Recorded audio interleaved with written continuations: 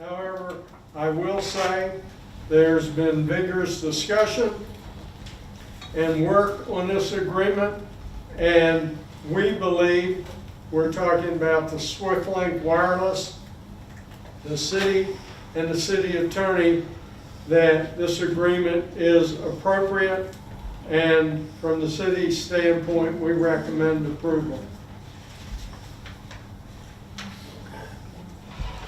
And I agree with Mr. Grieshaber. I think we had a great process here where we put together something as a starting point. We submitted it to Mr. Bish. He came back with some changes that he'd like to see. The city manager and I reviewed those. We made some changes. Some things didn't get changed. We went back and forth and have arrived at a document that I think meets everyone's needs, and as it provides, and what the agreement allows is that it allows SwiftLink to attach equipment to 2 water tanks as well as this building to allow it to broadcast the wireless broadband service to areas of the city. So, and it provides a fee structure for payment by SwiftLink to the city based upon the number of customers that it signs up. And as the city manager said, I think it's an agreement that meets the needs of both the city and SwiftLink, and I too would recommend your approval and adoption of it. You'll note that there's a build-out schedule and a proposed service level in the first whereas clause, which I think is important to the residents of the city of Grantville, so they can see that is SwiftLink Wireless intention to build out the city with a service level of 10 down and 3 up.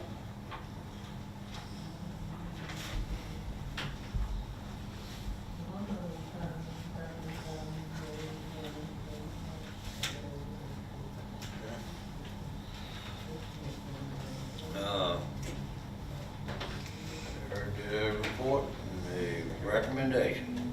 Mr. Mayor, I make a motion that we approve the attachment agreement with SwiftLink Wireless. I have a motion, do I have a second? Second. I have a motion and a second to approve the attachment agreement with SwiftLink Wireless. We have any questions or discussion? I just want to make sure everybody has his personal cell phone number. Good luck. I do have a question. Does this contract give SwiftLink exclusive rights to, so you're, No, sir. okay. This is not an exclusive contract. Is there a time period on satisfaction as far as the citizens go? I mean, is there something in here says, well, in 3 years, if most of the people in Grantville are happy with it, can we? Well, the agreement allows, Now don't misunderstand, I'm not hoping that happens to him.